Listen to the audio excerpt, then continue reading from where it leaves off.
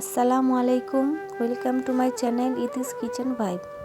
আশা করি সবাই ভালো আছেন। আলহামদুলিল্লাহ আমিও ভালো আছি। আজকে সকাল সকাল চলে আসলাম। দেখুন সকালটা কত সুন্দর, আকাশে পাখিগুলো কত সুন্দর করে উঠছে। আমি সকালবেলায় আজকে মাছগুলো নিয়ে চলে আসলাম। আজকে আমি পোয়া মাছ রান্না করব, তাই পোয়া মাছগুলো কেটে নিচ্ছি। পোয়া মাছগুলো কাটার পর আমি রান্নাতে চলে যাব। আশা করি আমার ভিডিওগুলো আপনাদের ভালো লাগবে। যদি আমার ভিডিওগুলো ভালো লেগে থাকে তাহলে অবশ্যই আমার চ্যানেলটা সাবস্ক্রাইব করে দেবেন আর বেল আইকনে অবশ্যই ক্লিক করে দেবেন আমার নতুন নতুন ভিডিও পাওয়ার জন্য। আমার ভিডিওগুলো যদি আপনাদের ভালো লাগে তাহলে অবশ্যই আমার পাশে থাকবেন। আমি চলে আসলাম রান্না করতে। আমি দেখুন মাছগুলো কেটে ধুয়ে নিয়ে এসে পড়েছি আর সাথে সবজিগুলোও কেটে নিয়েছি। আমি আজকে পোয়া মাছটা রান্না করব বেগুন আলু দিয়ে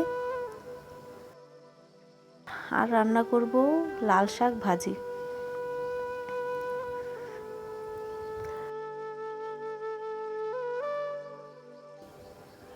এখন আমি কড়াইটা চুলাতে বসিয়ে দিলাম। এখানে কড়াইটা গরম হতে থাক। এখন আমি মাছটা মেখে নেব ভাজার জন্য। আমি মাছটা নিয়ে নিলাম। এখন এর মধ্যে দিয়ে দেব লবণ,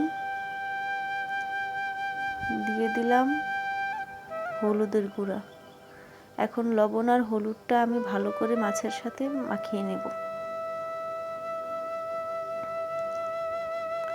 আজকে রান্না করার সময় মাছগুলো আমাকে খুবই জ্বালাচ্ছিল। যেহেতু আমি বাহিরে রান্না করতে আসছি তাই অনেক মাছে ছিল, মাছের গন্ধে এমনিতেই মাছে আসে অনেক। আমার কড়াইটা গরম হয়ে গেছে, আমি তেল দিয়ে দিয়েছিলাম।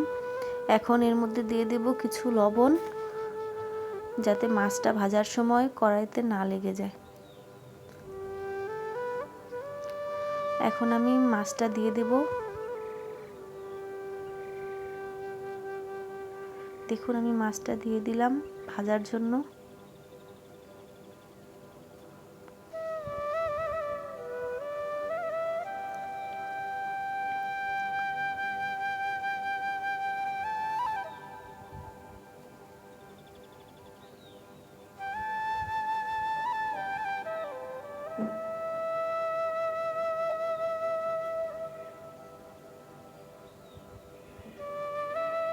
আমি সবগুলো মাছ দিয়ে দিচ্ছি এক এক করে।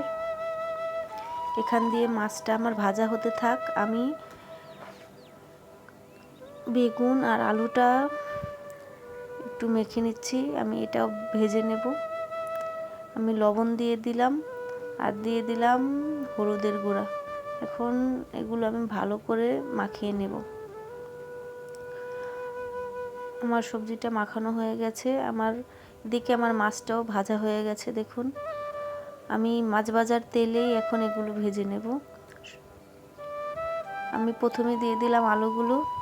আমি আলুগুলো হালকা ভেজে নেব।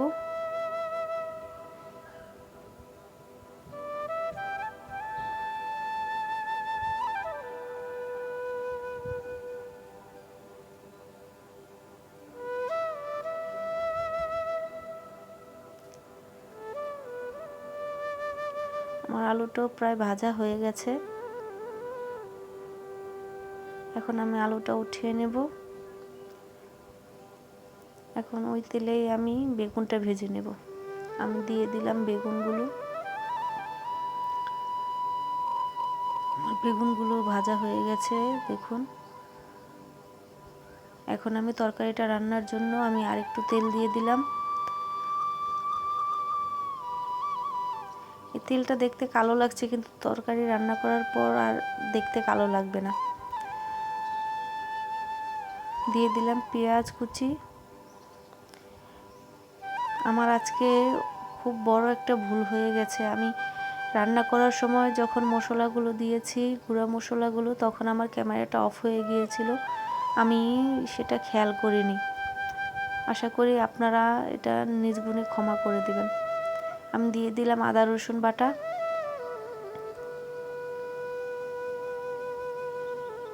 আদা রসুন বাটাগুলো একটু ভেজে নেব যাতে কাঁচা গন্ধটা না থাকে।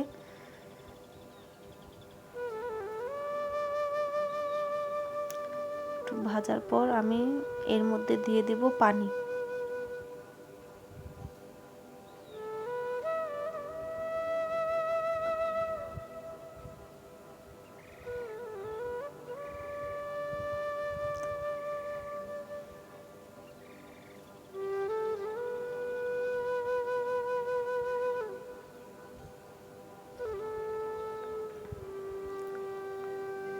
আমার ক্যামেরাটা অফ হয়ে যাওয়ার কারণে আমি দেখাতে পারিনি আমি কি মশলা দিয়েছি। আমি এখানে হলুদের গুঁড়া, মরিচের গুঁড়া আর ধনিয়ার গুঁড়া দিয়েছিলাম, আর দিয়েছিলাম লবণ। আমার দেখুন মশলাটা কষানো হয়ে গেছে। মশলাটা কষানো হয়ে গেছে, এখন এটাকে একটু নেড়ে নেব। এখন এর মধ্যে আমি ভাজা আলু আর বেগুনটা দিয়ে দেব।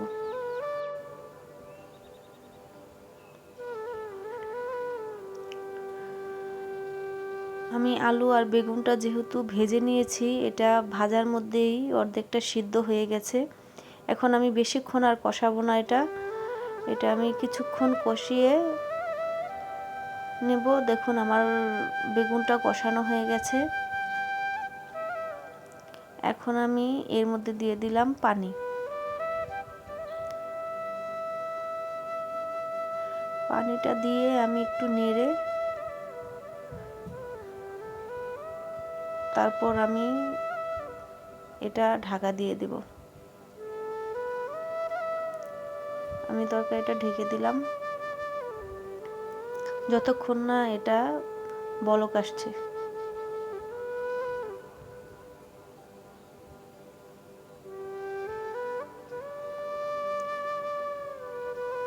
দেখুন আমার তরকারিটা ফুটে উঠেছে।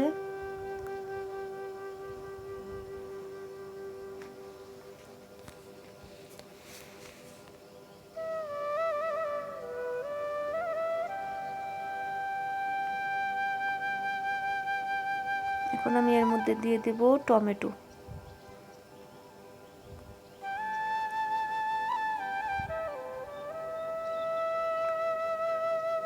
টমেটোগুলো দিয়ে তারপর আমি এর মধ্যে দিয়ে দেব মাছগুলো।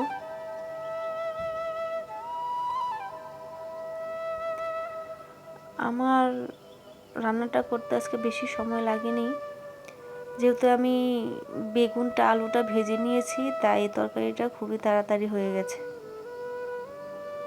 মাছগুলো দিয়ে দিচ্ছি।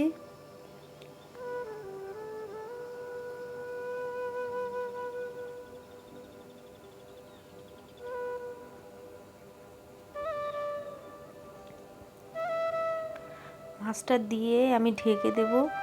ঢেকে আমি এটা 2-3 মিনিট রান্না করে নেব। দেখুন আমার তরকারিটা কত সুন্দর লাগছে দেখতে। আমার তরকারিটা হয়ে গেছে। এখন আমি এর মধ্যে ধনেপাতা দিয়ে দেব। আমি দিয়ে দিচ্ছি কিছু ধনেপাতা কুচি। ধনেপাতা কুচিটা দিয়ে আমি কয়েক সেকেন্ড চুলায় রাখবো। রাখার পর ধনেপাতাটা একটু নরম হলে আমি তরকারিটা নামিয়ে নেব।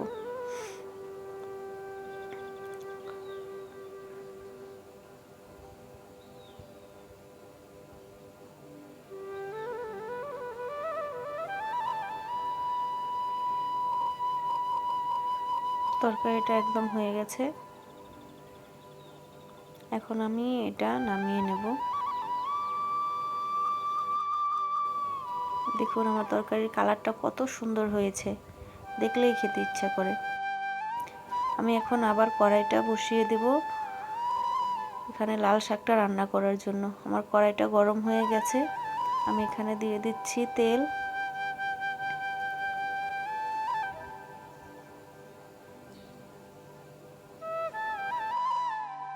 এখন দিয়ে দিলাম কয়েকটা শুকনা মরিচ।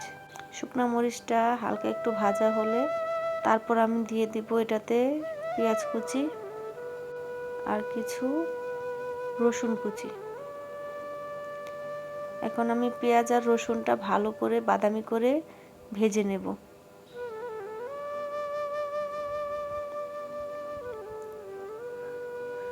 দেখুন আমার পেঁয়াজ রসুনটা একবারে বাদামি করে ভেজে নিয়েছি। এখন আমি এর মধ্যে লাল শাকটা দিয়ে দেব।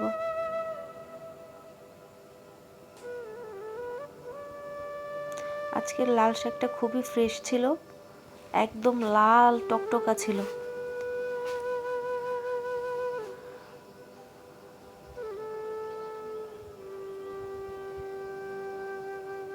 লাল শাকটা আমি সবগুলো দিয়ে দিচ্ছি।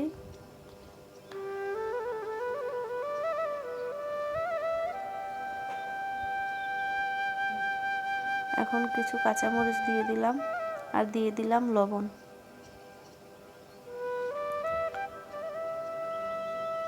এখন আমি লাল শাকটা একটু নেড়ে চেড়ে তারপর ঢেকে দেব।